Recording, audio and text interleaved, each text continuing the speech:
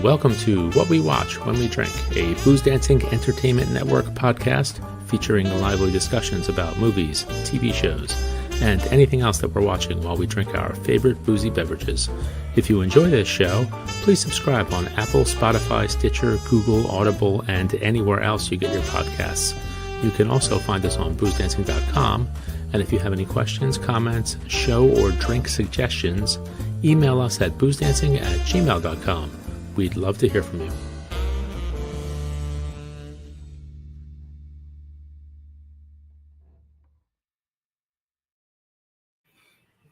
Hey. Look who's here. Look who's here. Who walked in. Hey. Look what the cat dragged in. I've been here the whole time. Okay. Oh, wow. Okay, we are live on Booze Dancing Entertainment Network. It is a Whiskey Tuesday. We're here to bring you, the drinking public, another amazing award-winning effort in podcast entertainment with another episode of What We Watch When We Drink.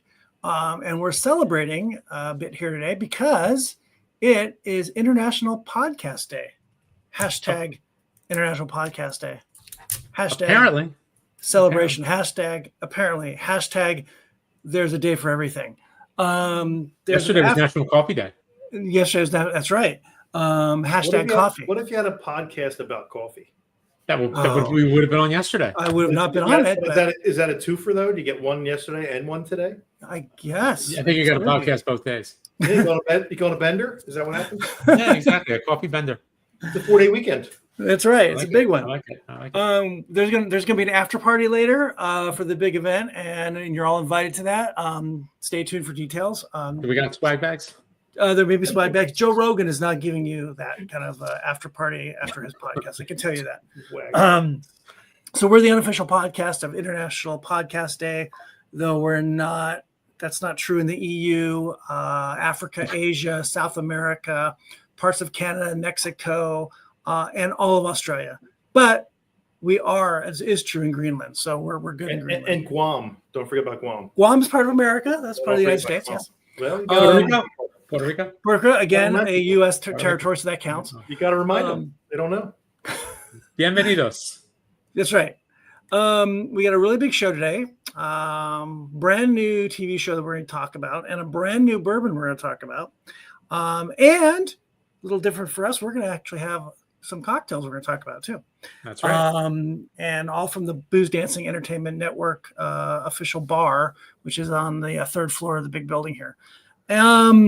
Before we get into all that, we want to remind everyone that this is a live stream and it's in all the usual places, and you can join us with your comments. And it'll be out as a downloadable podcast in about a week or so. And do not forget to go to all of our socials or boozdancing.com to watch my two cohorts here review all kinds of libations at the murder table. If you're a producer or distributor or brand ambassador and you would like to have your booze reviewed, contact us. We're happy to do that, and we'll see what we can do. By the way, Yes. you know what's really impressive? What?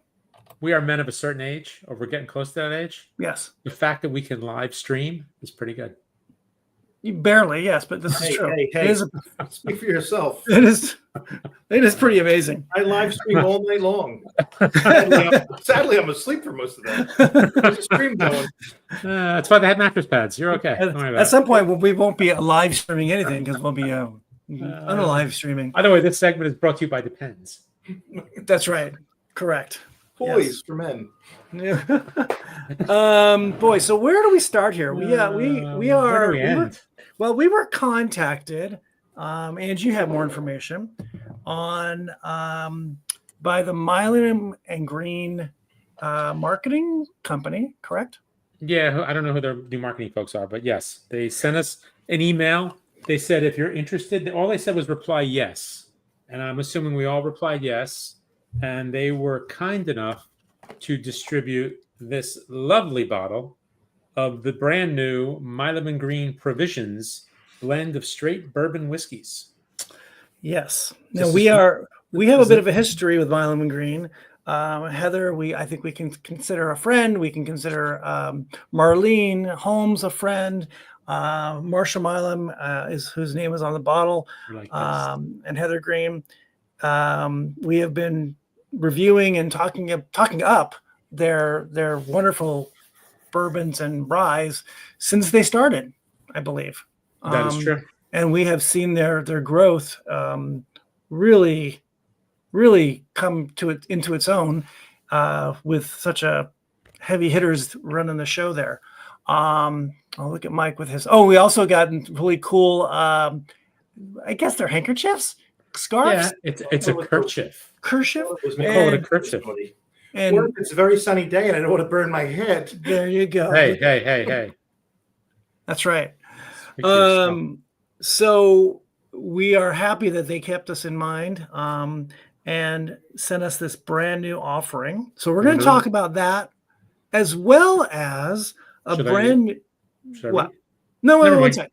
We're just going to intro here, and we're also going to talk about a brand new TV show that just started. I believe it's we watched the first 2 episodes. It's on FX and also via Hulu. It's called The Lowdown. And we will talk more about that shortly. But first, before we get into all that stuff, how are we doing, gentlemen? How are we doing on a Tuesday night? Living the dream. It just couldn't get any better. Super duper. Super duper. You know, it's a big day. Dokily. No, not for you guys so much. Got up this morning and I had not 1 but 6 shots in my spine. Oh, well, that's a lovely thought. Shots of what? Shots of what? Yeah. I bought Milam Greene, but they said that we wouldn't use it. I don't know why. Apparently, they're not fair of whiskey. I don't know why. Yeah, they stopped using actual medicine in epidurals, and they've gone back to the original medicine, which is alcohol. You know, you get to be that a certain age, and then suddenly the bones don't work like they used to, and they slide in and out of places. This is true. So I had my lumbar spine stabbed repeatedly. It was like a quilting bee. It was terrible. And your wife wasn't involved. Interesting. She may have been involved. No. The stabbing part. See, let's get something straight. If the MacLacklan did the stabbing, Mike would not be here right now. Oh, and it's not with a medicinal needle. It's more like with stiletto, some sort of a kitchen knife. Something longer. Only the finest knife, though, so it goes right through. It might be clean. And then she cuts a can, and then a tomato. It's amazing. May I quote Billy Joel? She cuts you once, she cuts you twice, yet still you believe. Oh, the wound is so fresh, you can taste the blood, but you don't have strength to leave. That's all I'm going to say. That's great. Hey, don't even know that song, but that's great. Stiletto. Well, Mike's had a big morning already, big day. It's also the first day of postseason baseball. It's wild card Tuesday. Games are already in progress. Your Phillies have a few days off here before their first round. So we are rolling along here into fall. And fall means bottom of the 9th, Red Sox up 3-1 over the Yankees. Yes. And my Dodgers start in any minute. Well, it's fall, whiskey time as usual. Great for cocktails and such. So we are going to, before we jump in too far, we're going to try this Milam Greene brand new blend of straight bourbons. It's called Provisions, I believe. Is that right, Angelo? Yeah. Shall I read what they said? Yeah. Please do. Okay, we're going to try this. We're going to try this on its own first. Yes. There's a booklet and there's just this one lovely little postcard. Kentucky gave us the bones. Texas lit it on fire. The hill country isn't gentle. It beats on barrels with brutal summers and sudden cold snap, dragging flavor out of the oak, whether it wants to or not. That's where the magic happens. And behind it all, the most awarded whiskey team in America, not chasing ghosts, not bowing to so-called legends, just making a bourbon that knocks the crown off their heads. This isn't nostalgia. This is the whiskey that takes over. Pour it, mix it, drink it straight. Whatever you do, know you're holding the future in your hand. Provisions Bourbon by Milam Greene. Well, so this would just get it. Oh, this is, and did you say this? I thought I read there's something different on their website. What? I thought it said 40%. This is 48%. Is it? I thought it was 40. Yep, but if you look at the bottle, it says 48. Really? No, I thought it was 40. Unless I can't read the That's zero. 40. Oh, I'm sorry. You're right. It looks like an 8. It is 40. They just draw a line through the zero. Yes, correct. Yeah, so as to not be confused with an O. With an O, that's right. The no. You know, I got to tell you, the packaging, it's beautiful. phenomenal. Beautiful. Oh, yeah. I can't help but notice the bottle shape is different. Correct. It's not their typical bottle. Nope. I don't know. I don't know if I like this one better. I don't know. Pretty nice. It's different. It's pretty nice. We don't know the marketing strategy behind it. This is the first edition of this this blend. They got a big chunk of clear glass at the bottom. Yep. They got the little medallion in the middle. It's really nice. It's pretty sweet. And it's got a cork. It's got a real cork. It's got a cork too. Yep. It's got a corker. This is the autumn 2025 release. So we are going to try this. And it's batch Edwards Plateau.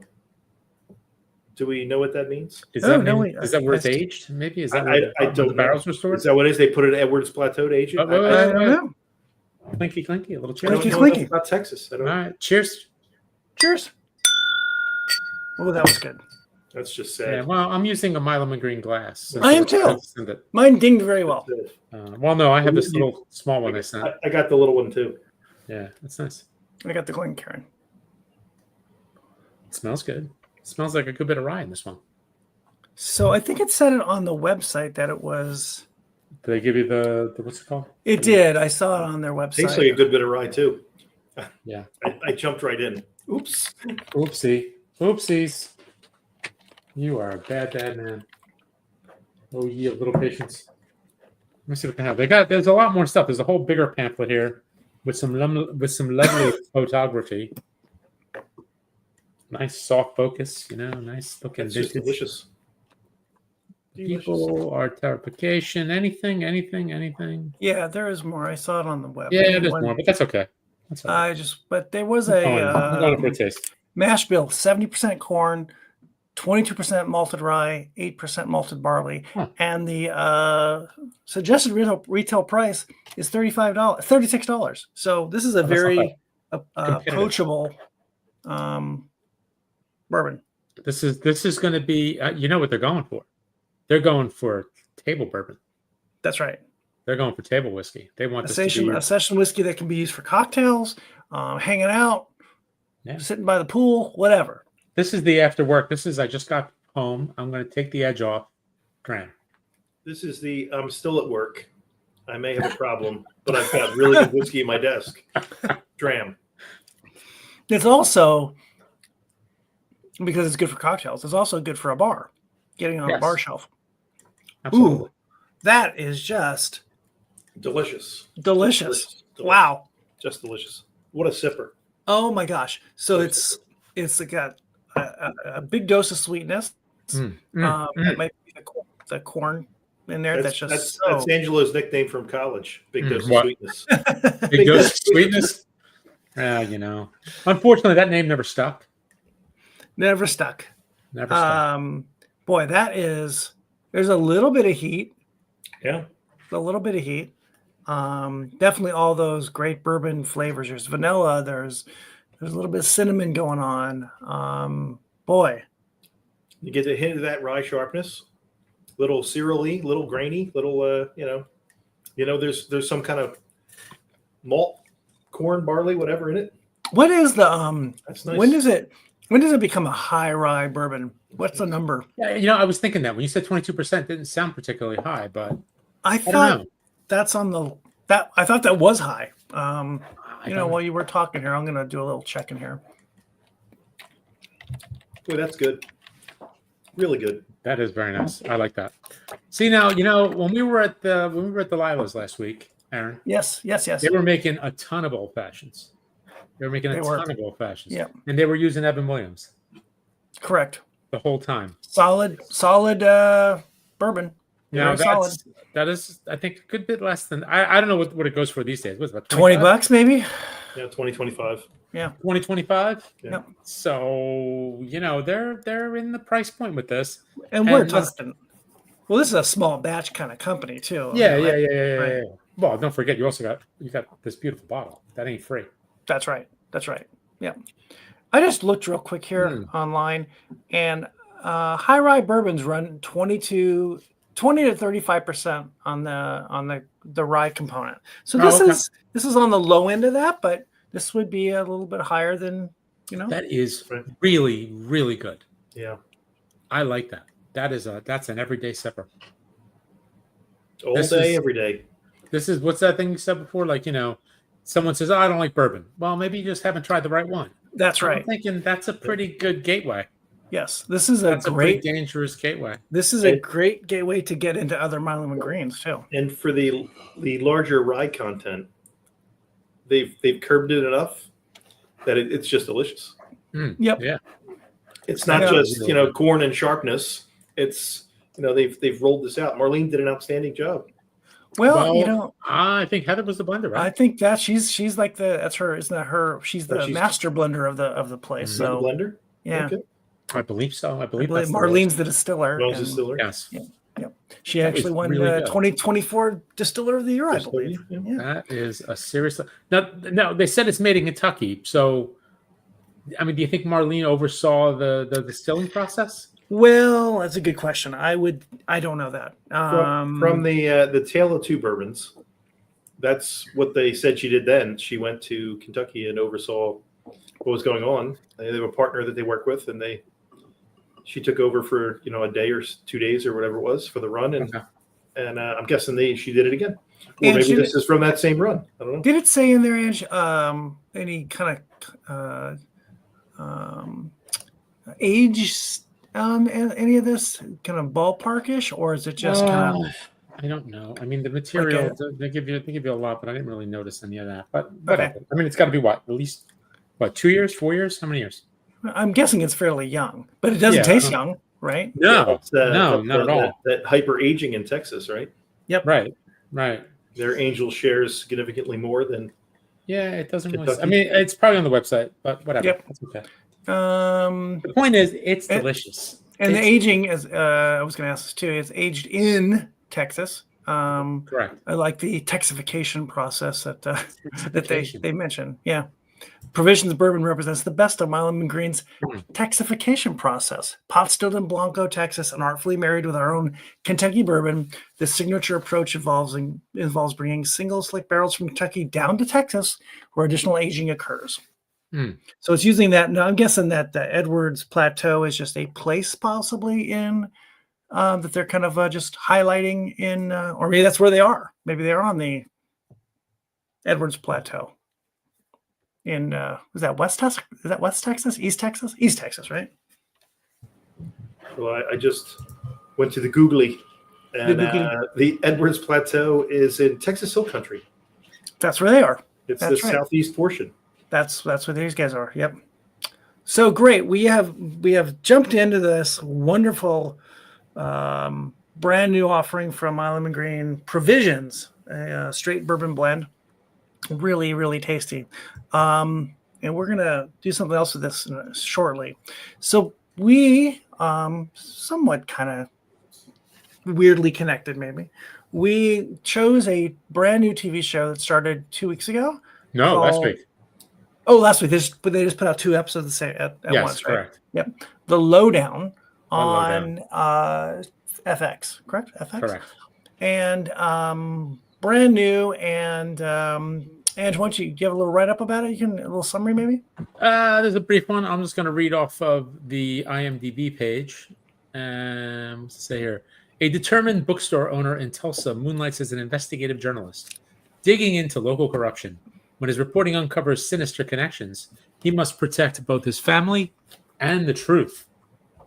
And this is by Stirlin Harjo, who brought the great Reservation Dogs to our world, which we enjoyed immensely, which I think made top 5 every year it was out. Yeah.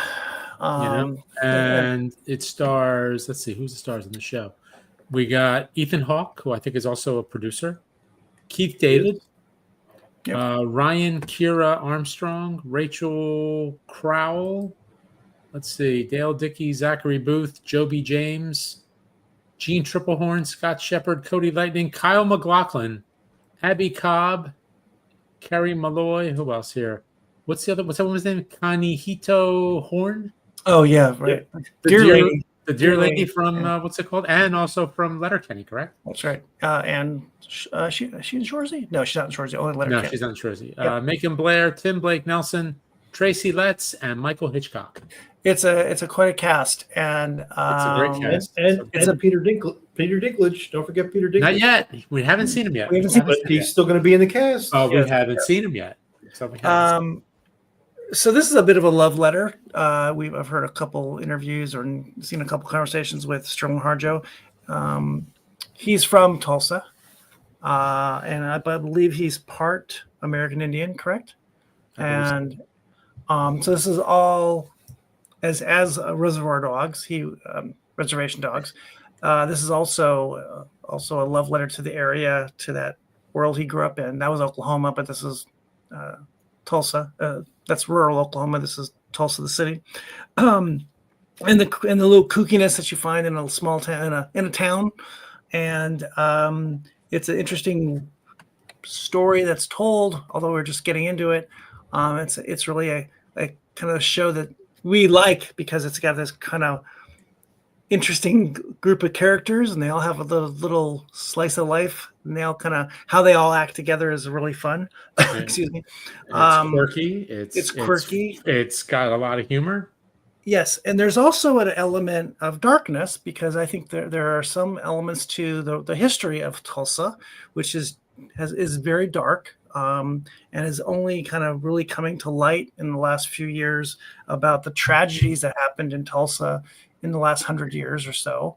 And this actually talks about the culture around some of that to some extent.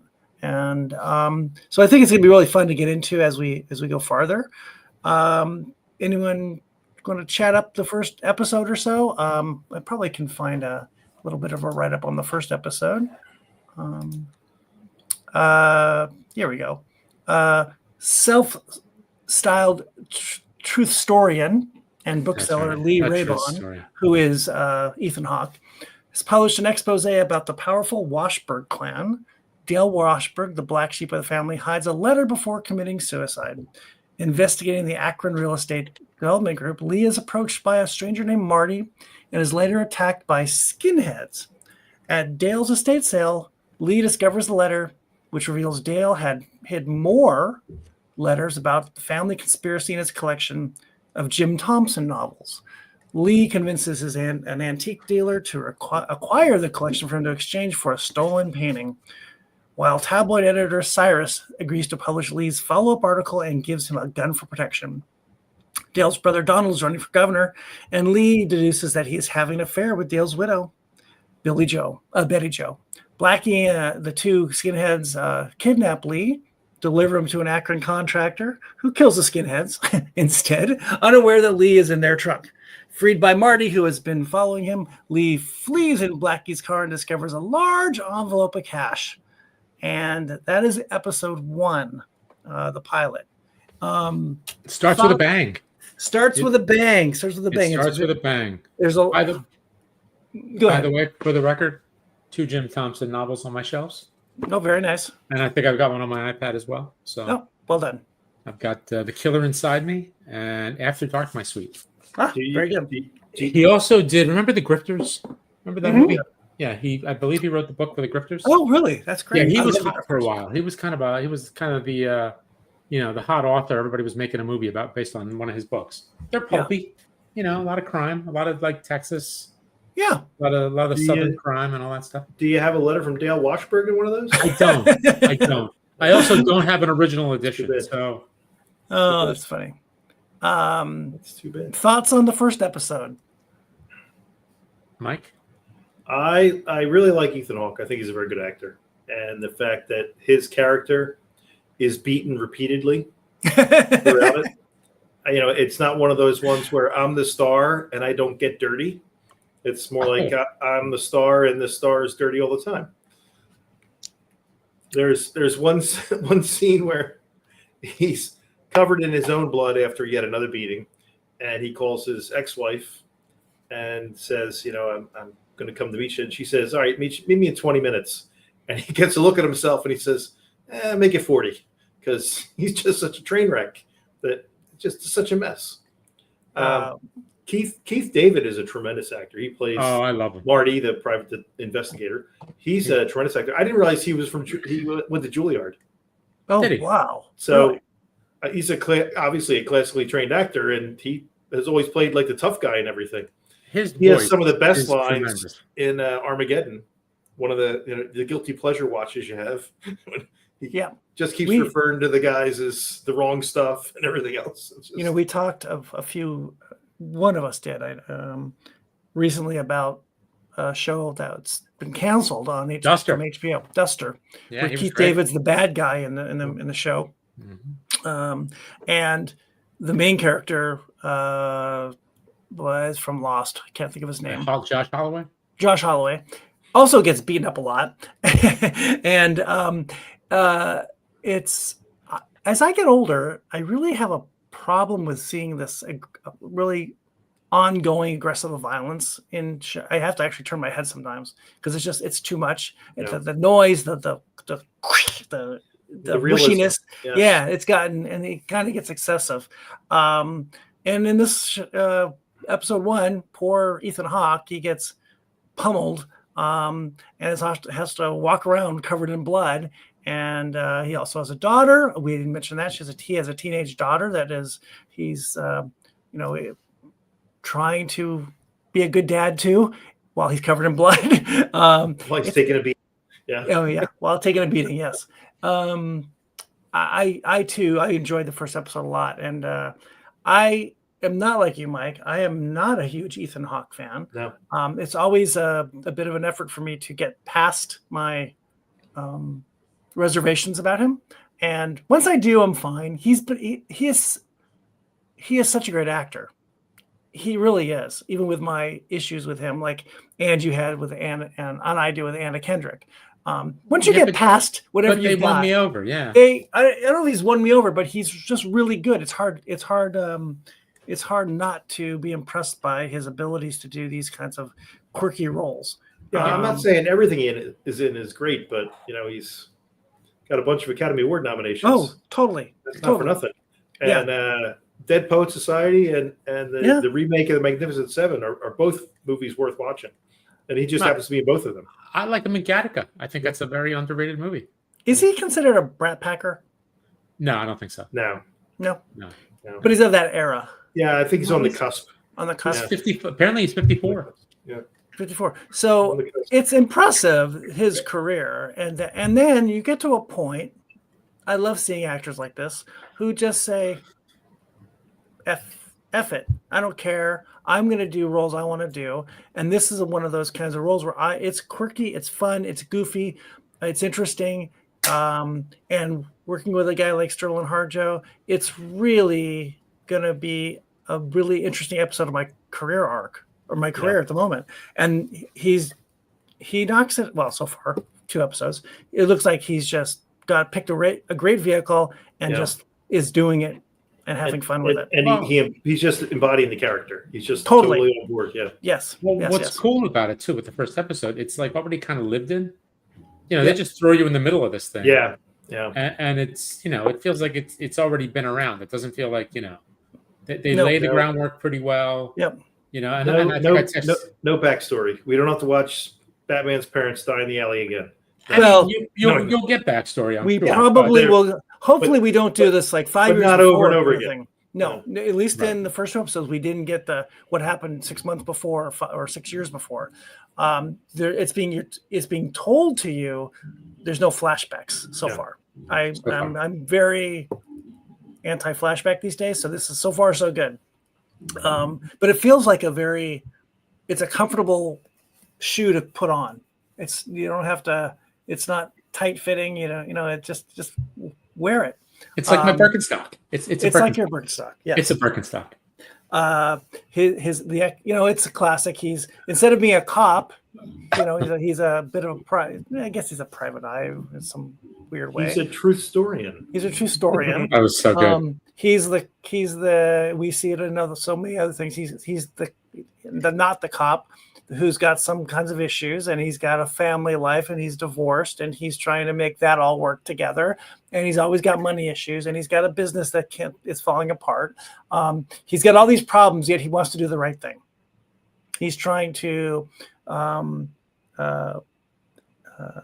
work on social justice and tell the truth about some ugly story that he's found out. really well set up, at least in episode 1. It took me a few minutes to kind of get the names together and who's who, but that's normal. And because there are so many characters. Emerald. And we're old. And we're old. Yes, correct. We are old, and that's an ongoing problem, isn't it? Yes.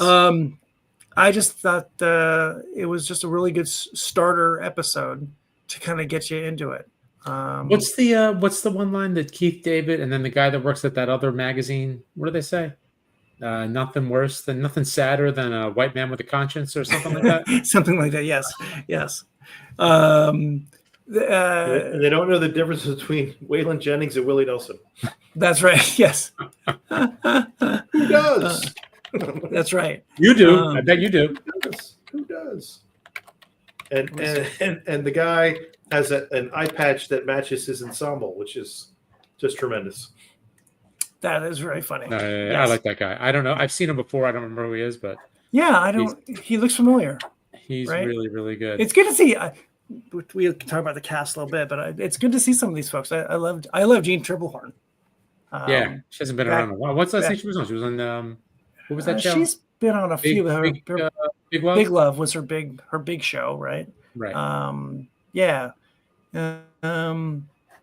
I just saw this thing a few days ago that there was a comparison to the first episode to Big Lebowski, which I thought was interesting. Well, it's funny you say that, because remember, I think I texted you about casting, and I said, when I first saw the poster, I thought it was Kevin Bacon. Right. Yeah, you said that's right. Yeah. I really thought it was Kevin Bacon. I could see Kevin Bacon in this. 40 years ago, maybe I could see Tom Waits in this. Mm-hmm. And now when you said Big Lebowski, and I was thinking about it as we were talking about it, I could see Jeff Bridges in this too, maybe 30 years ago. Yeah. They're getting thrown in the trunk, driven away. Yeah, I can see that. Absolutely. I love when he's in that room in the beginning with the group in that big mansion, and they ask him if he wants something to drink, and he says he's sober, but he asks for a beer instead. Well, it's funny because I think I told you when I watched. Yeah, I think I told you when I watched Landman, there was the same thing with Billy Bob Thornton. Like he was apparently on the wagon, and he goes to the bar, and he asked for a Michelob Ultra. The guy's like, "Oh, I thought you were off the wagon." He's like, "Look, give me 6 Michelob Ultras today. I'll come back tomorrow. Give me 6 whiskeys, and you tell me the difference." I do. I haven't seen Tim Blake Nelson in quite a while, and it's fun to see him. This is like a role meant for him, a show meant for a Tim Blake Nelson, right? Yeah. And even a Kyle MacLacklan, who less so with Kyle MacLacklan, more so with Kyle MacLacklan, who has taken on in his life the quirky roles, especially later in life, and loves it. Tim Blake Nelson, that's all he's ever done. Oh, wait. When did he not take a quirky role, Kyle MacLacklan? That's probably true. I mean, first of all, Sex in the City. He was quirky in Sex in the City too. Yeah, well, that wasn't such a quirky thing to be in Sex in the City. No, but he was pretty quirky in it, though. Yeah, that's probably true. Yeah. He played an alien. What was that one movie? He plays like an alien that comes to Earth. Yeah. I can't remember the name of it. I forget what it was. I forget. Who plays who's the actor who plays the antique dealer? Oh, that's what's his name? He was in part of the what's it called? The Spinal Tap people. What's that guy? Oh, it's Christopher Guest, right? Yeah, he's part of well, no, it's not Christopher Guest, but he's in he's in that group, right? Yeah, Michael Hitchcock. Yeah. He's with what's her name in Best in Show. Yes. Dog. They're like the really, really Parker spazzy Posey. couple. Yeah, Parker Posey. Right. He's Parker Posey's husband. What was it called? The Busy Bee? And he's super thin, and he still has braces, and everything weird about him in that one. They both have braces, I think. And in this one, he's just, is this stolen? What are you doing? He's great. He's really, really good. It's a great cast. It's a great cast. I'm looking forward to seeing more Tracy Letts. Yes. It's not the first we've seen of Tracy Letts. That's some fantastic facial hair on him too. Yeah. Yeah. Because I knew Tracy Letts was in it, and it took me a minute to realize who that was under all that hair. Because I still picture him as the Ford versus Ferrari playing Ford. Right. And again, I mean, the show feels lived in the first episode. Yeah. Yep. When they walk into that supper club, and he's just harassing the hostess or whatever you want to call her, and about the painting in the back. And I actually had to look up the Joe Brainerd or whatever that guy's name is. Joe Brainerd, the artist. Yeah. He's a real guy. He's a real guy. Yeah, he's a real guy. And his painting's still missing from that supper club. Probably so. Yes. Probably. What do you ask for? Oh, he asked for the steak, medium rare, and then crispy on the outside. Yeah. On the outside. And a little bit of A1 if you got it. If you got it. If you got it. Yeah. That's episode 1. Dress code. We're gonna move on. Reminder: this is what we watch when we drink. We are talking about the Lowdown, and we are also drinking Milam Greene's brand new Provisions, a blend of straight bourbon whiskeys. Ange had this great idea also, which we don't do too often, is to make a cocktail with this bourbon. You're damn right. And our assignment was to all make a old fashioned. Old fashions our way. Whatever Emphasis way we on want the it. old. Right, just like Burger King.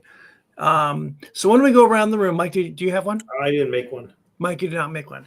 Ange, why don't you tell us a little bit about how you made it, and then I'll tell you about mine. Then we can taste them and see how we think this bourbon performs in a cocktail. We think it'll be good. Well, I kept it simple. I did a half an ounce of simple syrup, no funky demerara, just plain old cane sugar and water. I did bitters. I did 6 drops of McMahon & Tate bitters, the Moroccan orange bitters, and then I did 6 drops of their wildly aromatic bitters because we love McMahon & Tate, and why the hell not? And you're wildly aromatic. What do you say about the Moroccan? What is it? It's artisanal, right? It's artisanal. I think you put the word Moroccan in front of anything, it makes it better. Yeah, and it increases the price. It increases the price a lot. Yeah, 2 ounces of the bourbon, a cherry, orange peel, and a rock, and that's pretty much it. That's the simple solution to making a great. That's it. Mine is very similar. I also use McMahon & Tate's Moroccan orange bitters, and I used Trader Joe's maple syrup, and for my sugar, and I too have a big rock and orange peel and 3 cherries because I like those cherries. Did you put them on a toothpick? Did you use a toothpick? I did. Of course I did. Is it bamboo? Is it a bamboo stick? It's a little bamboo guy, yeah. Oh, look at you. Look at you. Yeah. All you need now is the little, the little tiki head on the top. I have those too, but I don't have. I have stainless steel ones with the little tiki heads on. We can talk a little bit cocktail here a little bit. And you gave me, I don't know, Mike, do you do this? Do you make your own ice cubes at all? No. I just use regular ice. Not fancy like anybody. Ange and I got into. Ange got me into it, and kudos to all the folks out there on YouTube land who put out videos on how to make clear ice. Academics. He even wrote a book, right? Camper English out in San Francisco, who wrote a book about it. By the way, it's cheers. Cheers. Salud. Cheers. Genton. Oh, that's delicious. Nothing wrong with that drink. Nope, that's good. By the way, there may have been some underage drinking. Someone may have snuck in. Hey now! And it put a smile on his face. That's all I'm going to say. You would not be the underage person, I would assume. So I wish I was underage. So it's fun for the whole family. It is. I wish I was this sophisticated when I was underage. No kidding. Yes. So can I have one? Go right ahead. So there's an article out there on the interwebs. It was in GQ magazine. I don't know how long ago, and the title of the article was "Are you raising a douchebag?" So was it a quiz? Yeah, it was like pretty much. I think everything we're doing, right? One kid is ordering 72-ounce tomahawk steaks.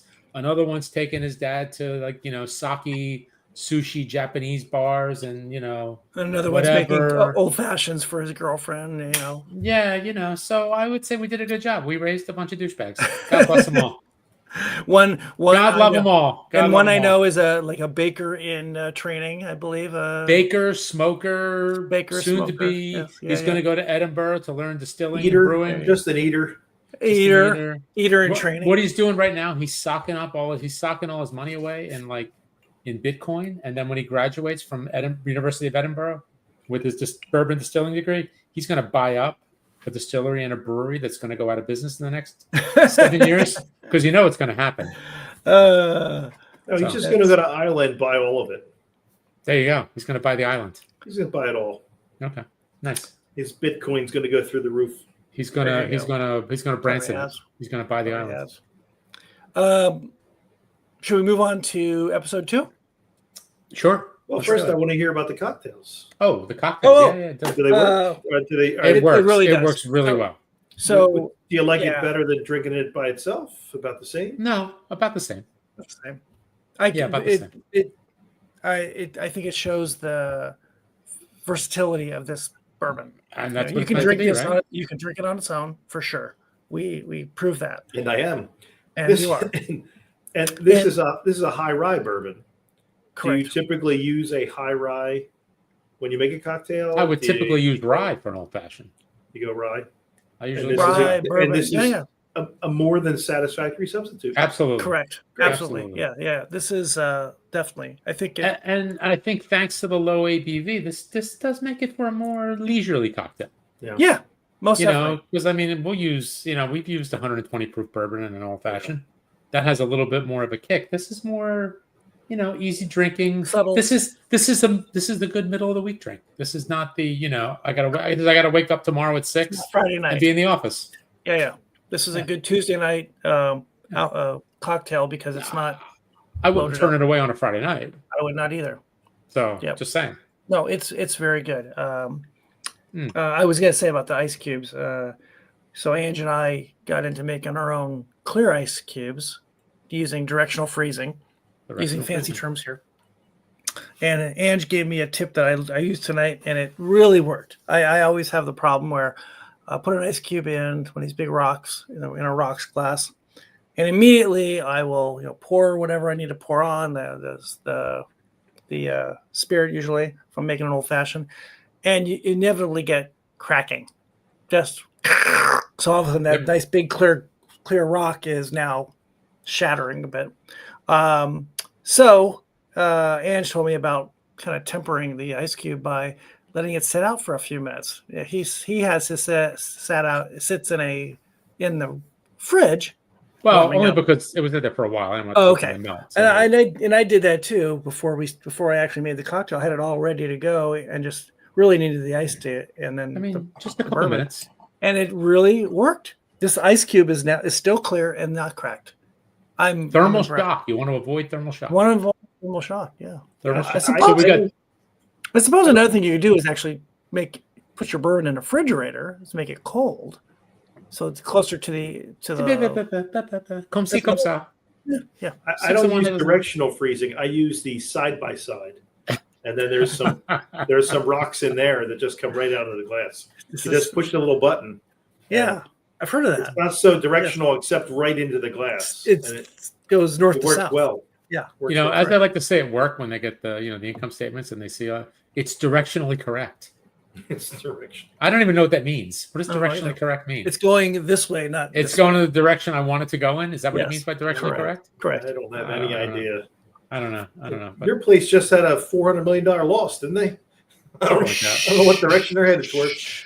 oh, I'll tell you where we're heading. I just need 6 more years. I joke because I kid because I care. And Shohei Ohtani has hit a home run. Yes, he has. It's 1-0 Dodgers in the third inning. Yes, He set the tone. he set the tone. tone. Okay, we are going to go on to episode 2 with our Yankees lost. Yes, they did, and the Cubbies beat the Padres earlier today, and Detroit beat the Detroit beat Cleveland, and Tarek Skubal had 14 strikeouts. Oof. Pretty impressive. He's an incredible pitcher. Okay, episode 2 of the Lowdown, and can give you a little rundown on the episode 2. we're really getting into the story now, right? This episode's called The Devil's Mama. A battered Lee, again, that's Ethan Hawke, uses some of the skinhead's cash that he found as overdue child support for his ex-wife Samantha, taking their daughter Frances for the weekend, leaving her with his bookstore employee Deidre, Deidre is another nice quirky character in the show. Lee pays Deidre's recently paroled cousins Waylon and Henry to dispose of Blackie's car. Those two guys they remind me of the two short Native Americans on Reservation Dogs. The rappers? The rappers, yes. Cyrus's office was vandalized by the skinheads, and Lee poses as a friend of Blackie to question his mother, Bonnie, whose boyfriend, Phil, confirms that Blackie and Berta were working for Alan, a fellow racist ex-convict, who paid them for a job where Dale lived. Donald's wife, Marianne, is aware of the affair, and Dale and Betty Jo's daughter, Pearl, returns home for her father's funeral, where Lee publicly accuses Donald of working with white supremacists. Marty reveals himself as a private investigator hired by Donald to follow Lee, who berates him for refusing to believe a greater conspiracy is afoot. Waylon and Henry post a rap video of themselves burning the car, and Alan visits Lee's bookstore with a veiled threat to stop his investigation. So we really get into things a little bit here, and it gets a little more detailed, and you're really finding more quirkiness going on with all these other characters that are kind of introduced. Anyone want to jump in? Thoughts? Mike? I love those two characters, the security of the bookstore. They're hysterical. Yeah. They are. What I thought was interesting, this one, in the first episode, Cyrus, his friend who runs the paper, he gave him a gun, and despite the gun, he wound up getting beaten up and thrown into the trunk. And throughout this one, when he talks to different people, they all make fun of him because you had a gun. I don't understand. What happened to you? You had a gun. You had a gun. How did you want it in the trunk? You had a gun. Yes. This develops, I think, more of the other characters, and you get to see a different side of some of the people. Yeah. And Kyle MacLacklan and Jeanne Tripplehorn's characters are just without any redemption at this point. They're just terrible people. So, correct. Yeah. He's running for governor, and she's the widow of his brother, and yet they appear to be having a dalliance, and it doesn't seem as if it's for the first time. Correct. So when Tim Blake Nelson killed himself, this may have been one of the contributing factors. Right. Does this episode start with Ethan Hawke driving away from where the two skinheads are murdered, as I recall? Yes. Right. And he's driving. Picks up where the first one ended. Correct. Right. So it's been a few days since I saw this, but he's driving away in their car, right? And that he was stuck in the trunk of, where bullets were flying, around. Now he's driving that car covered in blood down this road, and he's frantic about it. That shot of him driving, 10 and 2 on the wheel, on the wheel, covered in blood, is hilarious. And when he's he immediately goes to like a Quickie Mart, a gas station with a bathroom, clean himself up, and on the way out he sees just the sad sack behind the counter, and says to her, "I'll give you $1,000 if you give me this." And she's doing a makeup tutorial. She's doing her own makeup at the time with a YouTube video. Yes. So he can go and cover up yet another black eye for a beat Yes. Right. He gets all cleaned up and in the gas station bathroom. In the gas station. It is. I love that even that's a great character. Yeah. Right? This little side character, right? Yeah. We'll never see her again, probably. Probably not. Great. She was great. By the way, in Reservation Dogs, there was a lot of that too. There was all these characters that you saw just for one-offs. I had a thought. In I think it was the first episode when he takes the girl to the stockyard, where they're auctioning off the cattle. And then Kyle MacLachlan's there, and he's I think he's rubbing the widow's back, Tripplehorn's back or whatever. and the daughter's like, her ears start to perk up, like, oh, now this really got interesting. All this kind of stuff. Yeah. Like that. And, when they're all following around, it just popped into my head. You saw The Wire, right, Aaron? Yeah. Remember when McNulty takes his kids to like their version of Reading Terminal and they're tracking Stringer Bell? Yep. And the kids are just all into it. They're playing like detective. Correct. Yeah. It just reminded me of that just now. And if that wasn't the inspiration, I'd be surprised. I would be surprised. I thought from that scene that you're talking about that I wondered if, he's got this odd relationship with his daughter because there's divorce and he's, trying to stay classic, TV dad situation, right? And trying to, stay. He wants to be the fun dad, but he has, his life to deal with. Whether he kind of sucks her in a little bit, she kind of figures out things, and she wants to be with him, along the way here on not being the total private eye kind of thing, but just she goes along for the ride in some ways. Yeah, exactly. Yeah, and in the second episode, she just tells him, "You don't have to lie to me." Yeah, like she's she way knows smarter he's than he lying. is.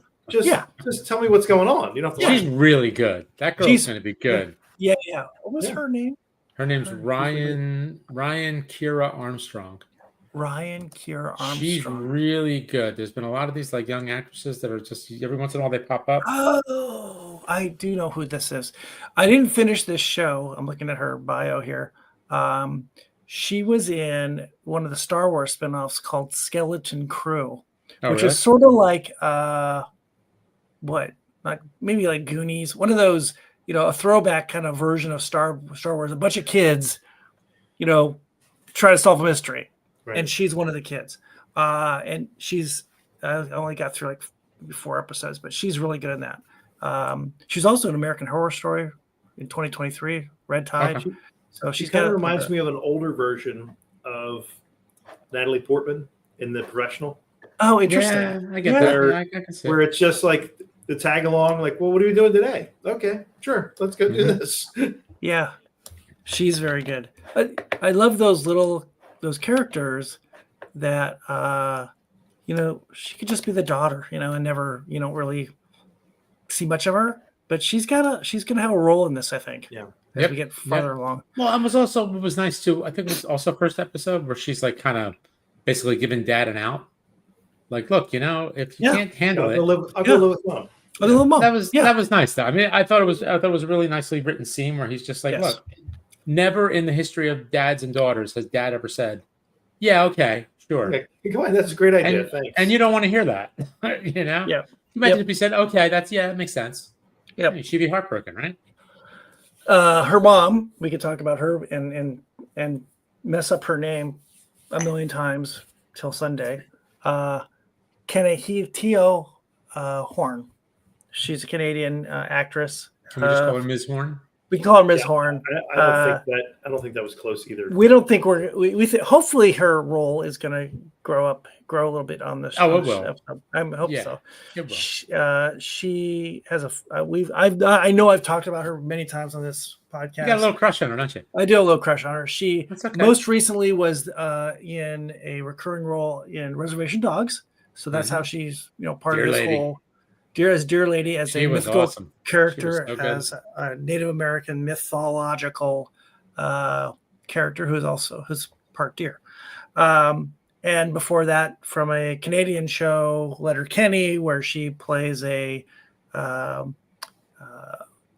local who owns a minor league hockey team, basically an adult hockey league team, and but that's a team of mostly tribal gentlemen.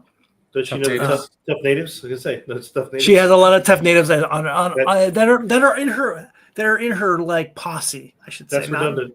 Yeah, it is redundant. It is redundant. Yes, but she's really good, and she has a fascinating background. Her mom was a very, very well-known political activist in Canada for Canadian indigenous people's rights. Yeah, very important.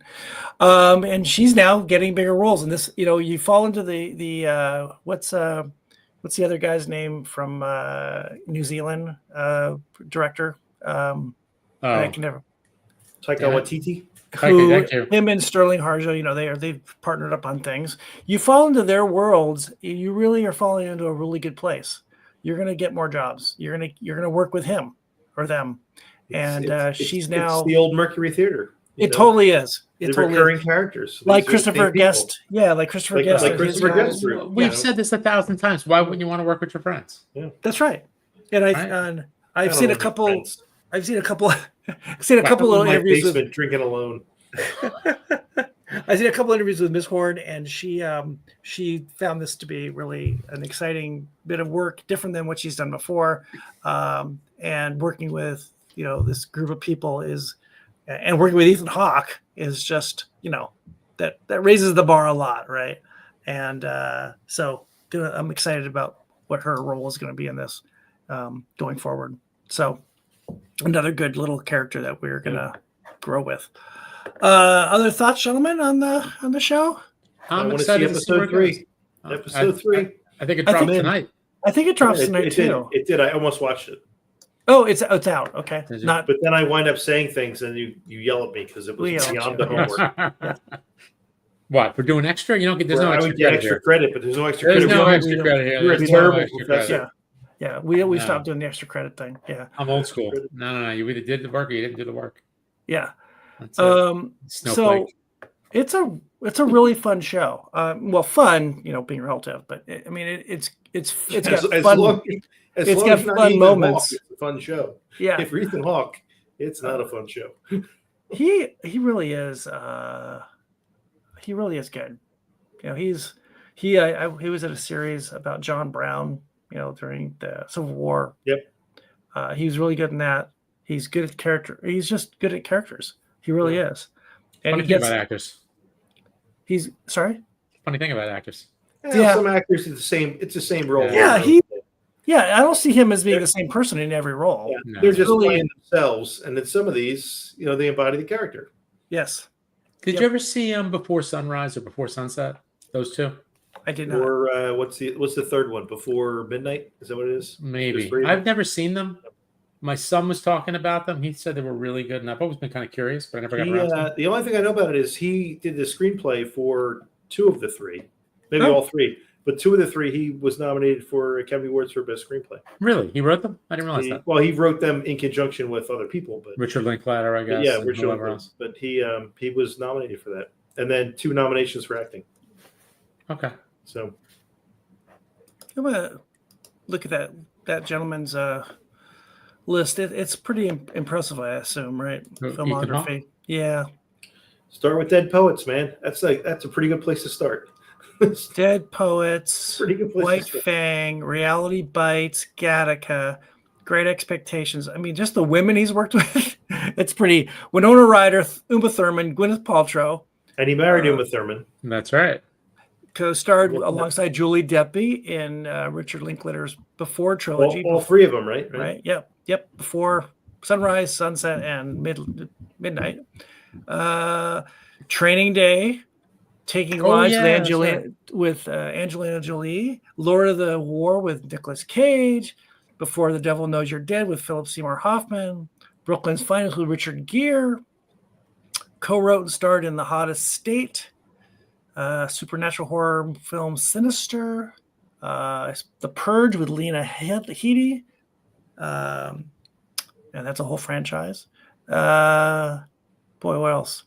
Maggie's Place, Born to be Blue, The Magnificent Seven, Valerian and the City of a Thousand Planets, Juliet Naked, The Black Phone, The Northman, John Brown in that Showtime series, The Good Lord Bird, The Last Movie Stars, so Marvel, Moon Knight, he's Moon Knight as Arthur Harrow. So he's done a lot. It's pretty incredible. And Jamie can't get work. Really can't get work. And also has done various TV things. God, he was in Alias, Robot Chicken,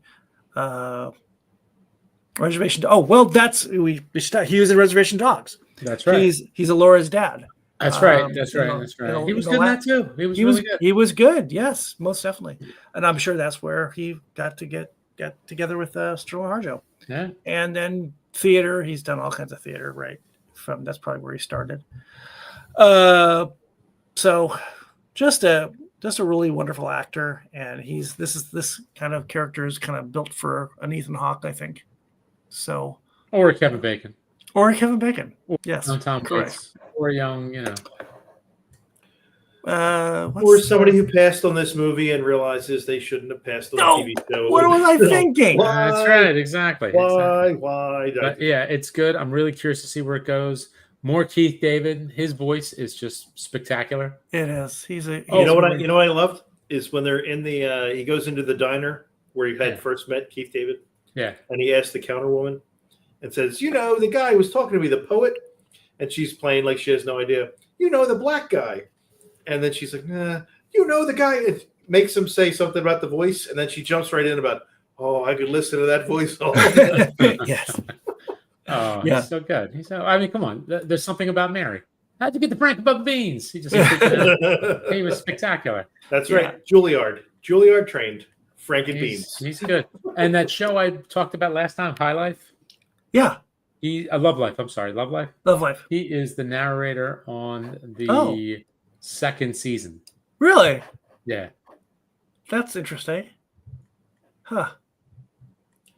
The one thing that I don't like about Wikipedia is while I can research anybody and almost cyberstalk them, they'll list the class they were in at Juilliard. Yeah. But they don't typically list all the people they went to Juilliard with. Where I'm always interested to be like, all right, you were there at this point in time. Who else was there with you? Like, who else is from Juilliard that I would have no idea you were from Juilliard? And you're everyone like hanging out right now. Like he was there from 75 to 79. Kevin Kline, and you maybe? wonder, like, were you there with Kevin Kline? Were you there? Like, I think Bebe Neuwirth was there. I think there was like a whole bunch, like everybody that I've been watching since the mid 80s. Were you at class with everyone? Well, he was. Aaron sounds like he's part of the typing pool from 1956. Yes, correct. He was with James Moody, Coleman Domingo. Ah, really? Yeah. Another member. Age. He was in Group 8 at the Juilliard School alongside other talented actors like Coleman Domingo, according to the 2024 Juilliard Instagram post. So, really? But you wonder, like, who are all these people that were in here? This is crazy. Well, how old's Coleman Domingo? He's not that old, is he? And then, like, he's Group 8. Who was in Group 7 and Group 9? So, like, the classes overlapped. Right. And they just produce so much talent. Oh, it's insane. And you'd never know they were classically trained actors. Correct. Because they're just so good at what they do. Yep. Really interesting. Really cool. All right, gentlemen, that was we really went down the rabbit hole here with the Lowdown. Let's go back to by the way, as you said, Mike, episode 3 drops tonight. I think there's 8 or 10 episodes in the season. Comes out weekly. I think we're all going to stick with it. It's really fun. Let's go back to our Milam Greene. Again, a thank you to the folks there for keeping us on the list and sending us these wonderful bottles of the Provisions blend. Provision, the new blend of straight bourbons. Last thoughts on this whiskey? Delicious. I think I like it. Pretty sure. I think it's pretty delicious. I think this is going to go quick. I think this is going to be one of those like, I need a whiskey for just kind of like, table whiskey. Yeah. I think this is my 7th bottle of Milam Greene. Yeah, I've got probably 5 and I think they've gotten progressively better. Yeah. I think this might be my favorite now. Well, they really, between Marlene and Heather, they've really got a great team recipe, whatever you want to call it, about knowing what works well together and experimenting. We've seen some really interesting experiments on the beginnings with those, like the rye finish in a port barrel, and this is a little more traditional here, just a blend of bourbons. They really, that's probably more Heather than anyone else, is what is great on the palate. What makes a great whiskey that you can use as a session whiskey, as a cocktail whiskey, an everyday whiskey. They know. these are professionals. These are pros. They know what they're doing. Yeah. And they've hit a home run here. And this is a price point that is so reasonable for this quality of bourbon. What's that price point again? It was, well, on the website it said $36. So that's suggested retail. That's probably where I can't imagine this being. That's tough to beat. It's tough to beat when you're getting this kind of quality. Yeah. It's a small batch bourbon, I'm guessing. We don't know that, how big the batch was. We don't know that. But probably something that they're going to, obviously this is the first edition. They're probably going to come up with a little different profile next year. Or put the batch somewhere else, so it's not at Edwards Plateau. It's some other spot. Aging somewhere else. Yep. So cheers to the Milam Greene team. Thank you again for thinking of us. We love you guys. Great add-on to the whole line of Milam and Greene East Texas whiskeys. Yeah. Right? Yeah. Yeah, man. Love the whiskey. Love the bottle. Love the little Package. kerchief. Everything about it. Yep. Everything about it. This wonderful, again, celebration of International Podcast Day podcast will be out as a podcast next week sometime. Yeah, next week. And next week. And you can download it whenever. This was a fun, boys. This was a good start to the fall season of whiskey podcasts. And don't forget, Red October, most important of all. That's right. And Blue October, they're now up 5-0. Yes, Wow. I know. Home runs by Teo Hernandez. Scott Hernandez and Tommy Edman. Got to say, the Dodgers do have great names. They do have really, really good names for their players. Yes. Freddie Freeman. Kike, Really? Freddie Freeman. We're going with Freddie Freeman. Mookie, Kike Hernandez. What's the other guy you just said? Teo Oscar? What's his name? Teoscar Hernandez. Shohei Ohtani? Come on. That's a great name. Well, That's a great name. If we get to a game 3 in this series, or game 1 or 2 against the Phillies, we will see history with Mr. Ohtani batting and pitching in the same game in a playoff game. That will be something. That will be something to tell the kids about, tell the grandkids about. And not since Ruth, right? Probably we not for the Red Sox. Yeah, not since Ruth. We had a home run threat. Yes, and a power pitcher. Yeah. This is not just Don Drysdale coming up to the plate. This is a whole different animal for sure. All right, gentlemen, this was great. Thank you again to Milam Greene. And we highly recommend the Lowdown on FX with Ethan Hawke and company. So we just gave them the skinny on the Lowdown. We give them the skinny on the Lowdown. That's right. That's right. All right, gents, shall we play us out? Play us Cheers. out. All right. Cheers, boys. Cheers, boys. Hang on. Where'd it go? There it is.